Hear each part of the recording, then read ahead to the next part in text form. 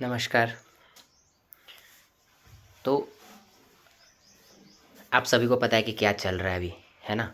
अभी चल रहा है, एक कंट्रोवर्सी चल रही है जिसका नाम है the latent India got latent, जो है समय रैना का शो।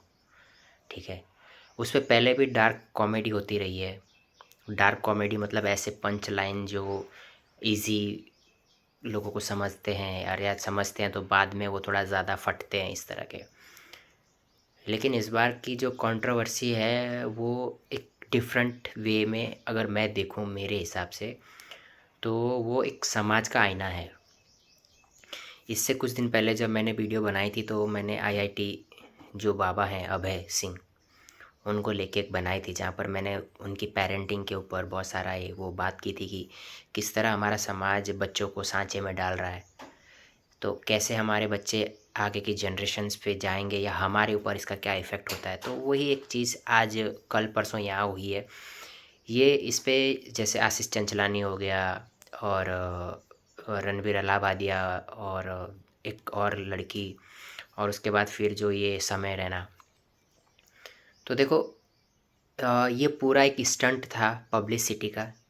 ठीक है, लेकिन ये पब्लिसिटी स्टंट के साथ साथ एक सामाजिक गंदी बीमारी भी है, जहाँ पर अश्लीलता का एक समाज के बीच में ऐसा प्रदर्शन करना कि I am a open minded, right. यहाँ पर मतलब अगर समय रहना एक लिमिट के बाहर जाके इस चीज़ को समाज के सामने रख रहा है। देखो, वो चीज़ें एडिटिंग में पहले भी कट सकती थी, है ना? जब उन्होंने एडिटिंग की तब वो उस पंच लाइन को या उस थॉट को हटा भी सकते थे। बट द थॉट यहाँ पर ये है कि उनकी मानसिकता इस तरह से बहुत छोटी हो गई, या वो अपने आप को बहुत ज़्यादा ब्रॉड माइंडेड समझने लगे, जहाँ पर उन्होंने बिना किसी सोच विचार के इस पूरे शो को ऑनलाइन डाला। ठीक है, तो मैंने पिछली बार वीडियो में कहा था कि आईआईटी जो अभय सिंह है, वो अभय सिंह कैसे बन गए। तो वहाँ पर जो एक सांचा लगा था वो था उनकी पेरेंटिंग के ऊपर। मैंने आरोप लगाया था कि उनके माँ बाप, खास करके उनके फादर की जो लैंग्वेज थी या उनके माँ के प्रति जो व्यवहार था, वो चीज़ें उसको बाहर लेके चली गई, खुद से कटते हुए, अपने परिवार से कटते हुए। मगर यहाँ पर मैंने जब मेल और फीमेल यानी कि जो लड़की आई थी, उसका भी जो एक थॉट प्रोसेस था, देखो उनका थॉट प्रोसेस जो था, उनकी जो यूज़ करने वाली लैंग्वेज थी, उसमें अगर हम कहें कि समाज इक्वल है, तो यहाँ पर जो पंच लाइन सामने से दी गई है ना, जो लड़का आया था, जो एक रैपर था जिसने पहले पंच लाइन दी, उसके बाद जो रिप्लाई आया, वो रिप्लाई वैसा बनता नहीं था। लेकिन अगर वो रिप्लाई ऐसा बना तो उसमें समाज का दोष नहीं है, उसमें वो मेंटेलिटी दोष है जो इस लेवल तक जाके आपको मजबूर करता है इस तरह की लाइन देने के लिए, है ना? तो उसके बारे में मेरा कोई ज़्यादा थॉट नहीं है, क्योंकि इतना अपन सामाजिक लोग नहीं है। लेकिन यहाँ पर जो सबसे बड़ी चीज़ ये है कि मैंने शो की जो गाइडलाइंस थी, उसमें किसी भी तरह की कोई एज लिमिट नहीं थी। अगर ये शो अगर अडल्ट के लिए होता तो भी मैं समझ सकता था कि ठीक है, ये पंच लाइन अडल्ट लोग को एक यूज़ होती है और ये लोग इसको हैंडल कर सकते हैं। बट द सिचुएशन यहाँ पर ये है कि समय रैना के शो के आप सिर्फ मेंबर बन सकते हैं, और मेंबर बनने के लिए आपकी कोई एज लिमिट नहीं है। यानी कि अगर आप 12-13 साल के हो, आपके हाथ में फ़ोन है, तो आप उसकी मेंबरशिप ले सकते हो और इस शो को आप देख सकते हो। उसमें एज ग्रुप की कोई लिमिटेशंस नहीं है। यानी कि अगर आपका बच्चा घर पे मोबाइल चला रहा है तो वो भी ये शो देख सकता है। तो अब जब आपके आसपास इस तरह का एक माहौल है, देखिए हम ऐसा नहीं कह रहे कि हमको ब्रॉड माइंडेड नहीं होना चाहिए। अब वेस्टर्न कल्चर की तरह हमें नहीं जाना है, और मुझे लगता है कि वेस्टर्न कल्चर भी इतना गिरा हुआ तो नहीं होगा। जो बात अलाहाबादिया ने बोली है, रणवीर ने बोली है, वो इतनी गिरी हुई है और इस तरह की तुच्छ तुच्छ है, इतने गंदे शब्द है वो, गंदे। वो मुझे नहीं लगता कि वेस्टर्न कल्चर भी इतना गंदा होगा। वेस्टर्न कल्चर हमारे कल्चर से बहुत ही अलग है, गंदा भी बोल सकते हो आप और अच्छा भी है, लेकिन इतना भी गंदा नहीं है जो वहाँ विचार प्रदर्शन का हुआ है। उसके बाद देखो, जो पब्लिक है, पब्लिक का इसमें क्या दोष हो सकता है ना? ये पब्लिक तो ऑल इंडिया AIB जो शो होता था, ऑल इंडिया AIB, जिसपे तन्मय भट्ट और ये सब, उसमें जब सलमान खान की बहन के लिए उल्टा सीधा बोला गया तो तब भी वहाँ हज़ारों पब्लिक हंसी थी। आपको पता होगा कि तन्मय भट्ट ने ही सलमान खान की बहन जो है उनके ऊपर एक जोक मारा था और सारी पब्लिक हंसी थी, और उसमें सारे रिच लोग थे, क्योंकि ऑल इंडिया बकचोदी में जो शो था उसमें बड़े बड़े लोग थे, पूरा क्राउड जो था सब VIP लोगों का था, उसमें कोई नॉर्मल ऑडियंस नहीं थी। तो जब वो रिच पब्लिक और बड़े घराने के लोग मुंह फाड़ के हंस रहे थे, ठीक है, तब आप लोगों के अंदर का ज़मीर नहीं जागा, तब आप लोगों ने सोचा नहीं कि मतलब हम लोग कहाँ जा रहे हैं। आज एक लड़के ने शो बनाया जिसपे उसने सिर्फ 1000 रुपये में टिकट लेने वाली छोटी मोटी पब्लिक को बुलाया, तो उनका हंसना और वो जो AIB की पब्लिक का, उसका ऑडियंस का हंसने में बहुत फ़र्क है, ठीक है।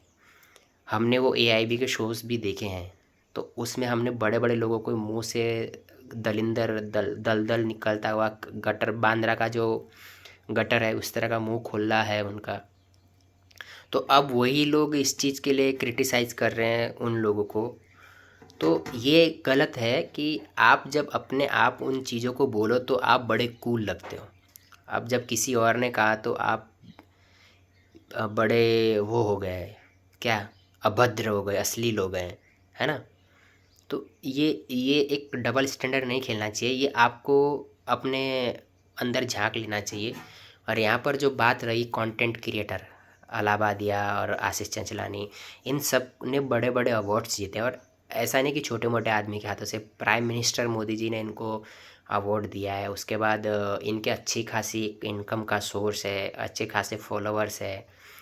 मैं 4 साल से यूट्यूब पे वीडियोस बना रहा हूँ, मेरी 176 के ऊपर की वीडियोस हो चुकी है, बट मैं कोशिश करता हूँ कि मेरी लैंग्वेज, मेरे बात करने का, हाँ, पंच लाइन वगैरह मारने का, और उसको थोड़ा कोशिश करता हूँ कि मैं भी उस लिमिट पे जाऊँ, बट मैं सोचता हूँ कि शायद ये मेरे लिए सही नहीं है।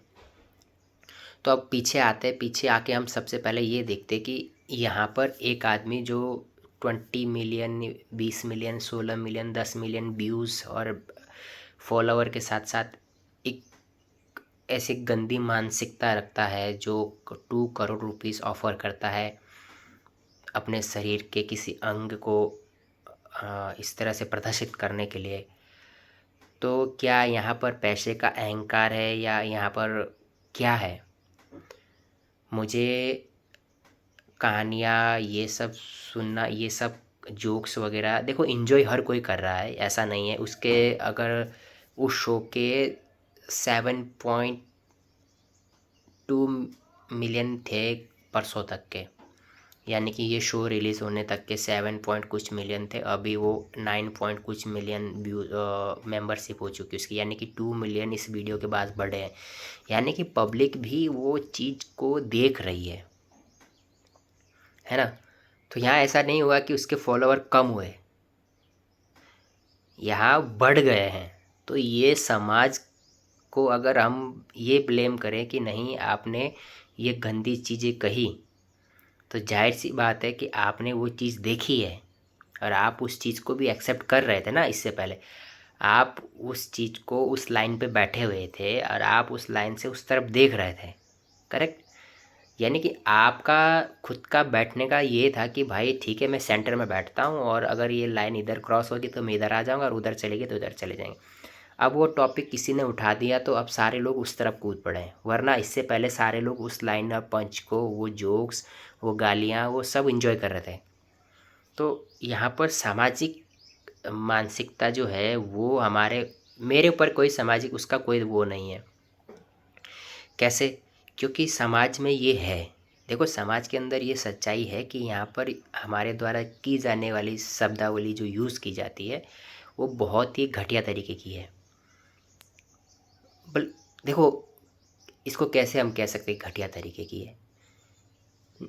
जो ये अभद्र शब्द हैं जो हम अपने घर के सदस्यों को लेके बोलते हैं, तो ये हमारी बॉम्बे के अंदर में आप बच्चा बच्चा नॉर्मल सी चीज़ है ये।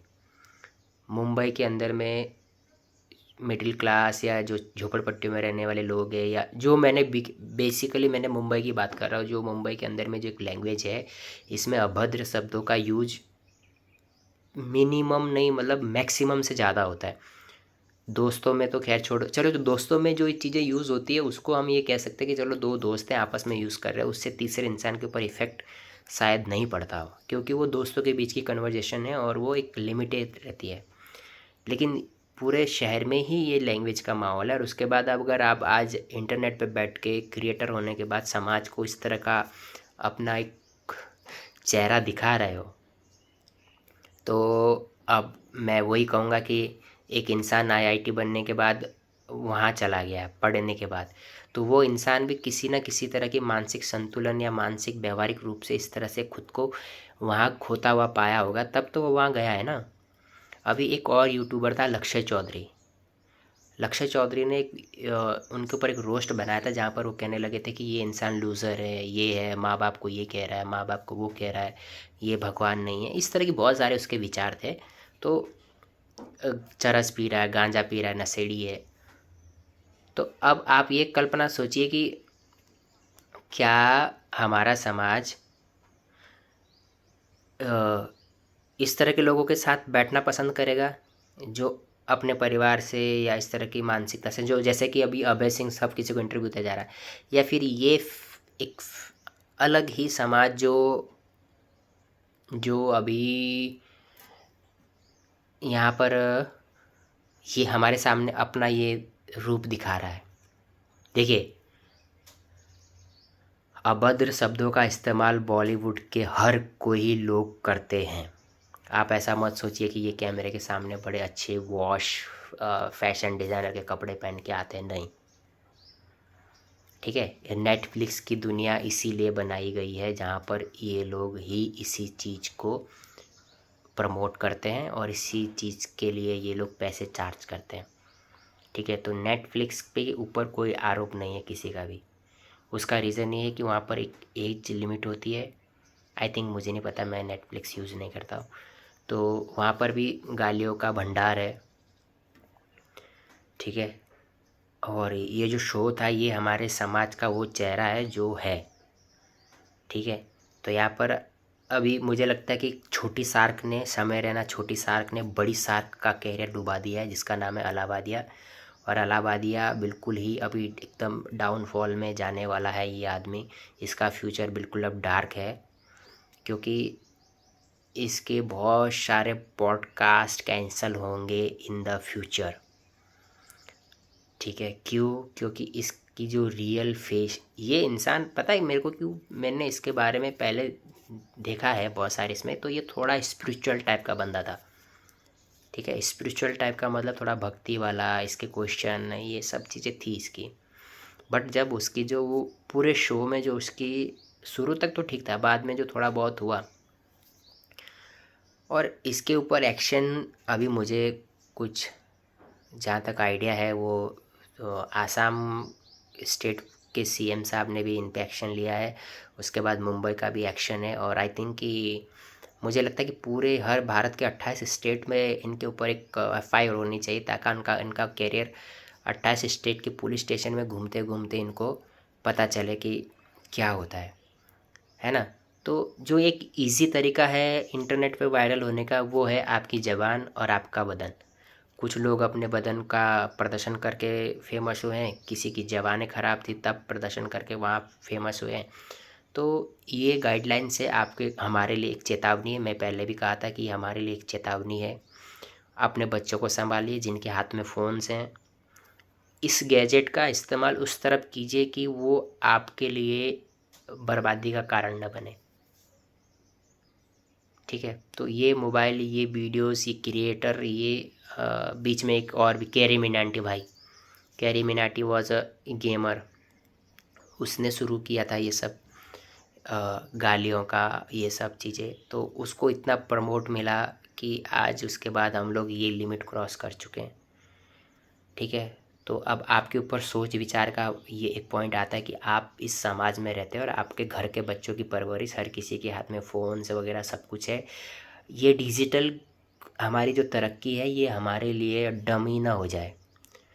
इंजॉयमेंट, अगर अगर आप और आपकी फैमिली में खुशियाँ नहीं है, आपकी फैमिली में पंच लाइनें, आपकी फैमिली आपस में जोक्स मस्ती वगैरह नहीं करती है, या आप अपने बच्चों को या टाइम नहीं दे रहे हो, आप अपने पैसों के पीछे भाग रहे हो अंधाधुन, और आप सिर्फ पैसा बनाना चाहते हो, कैसे भी करके पैसा बनाना चाहते हो, आपके लिए फैमिली को टाइम देने के लिए ही टाइम नहीं है, और तो आपके फैमिली के अंदर खुद का एक एंटरटेनमेंट नहीं है, यानी कि पारिवारिक खुशियाँ नहीं है, तो आपका बच्चा इस क्षेत्र में ही जाएगा जहाँ पर एक बनावटी खुशियाँ हैं, जहाँ पर गालियाँ हैं। ये उस तरफ से प्रभावित करता है उन लोगों को जो इस तरह के मानसिक संतुलन से प्रभावित होते हैं। ठीक है, तो मेरा मानना ये है कि जब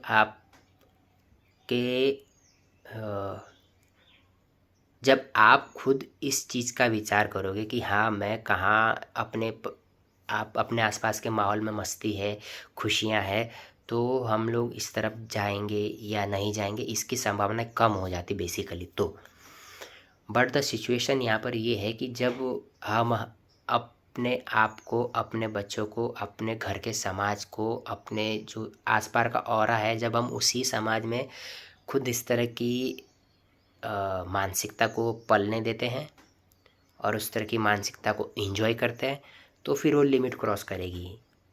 तो मुझे लगता है कि एक्शन होना चाहिए, कुछ गाइडलाइंस आनी चाहिए, रूल्स रेगुलेशन आने चाहिए इसके ऊपर। और अब बहुत सारे पेरेंट्स लोगों को मैं वार्निंग देना चाहता हूँ कि अगर आप अपने बच्चों के फ़ोन चेक करो, मुझे लगता है कि आपके बच्चे इसकी मेंबरशिप लेके बैठे हुए हैं। तो मेंबरशिप लेने का मतलब ये हो गया कि आपका बच्चा कहीं ना कहीं उन थॉट्स पे हो सकता, जाहिर सी बात है, अगर वो मेंबरशिप लेके बैठा तो इन थॉट को एंजॉय कर रहा है वो, और इन्जॉय करना मतलब कि वो भी हो सकता है कि इस चीज़ को प्रभावित हो जाए। तो ये अब आपके ऊपर विचारधारा है कि आपकी विचार के ऊपर मैं क्या बोल सकता ना, बस यही बोल सकता हूँ कि तरक्की के साथ साथ अगर हम लोग खुद को संभालते भी जाएं तो ज़्यादा बेहतर होगा। तो जय हिंद।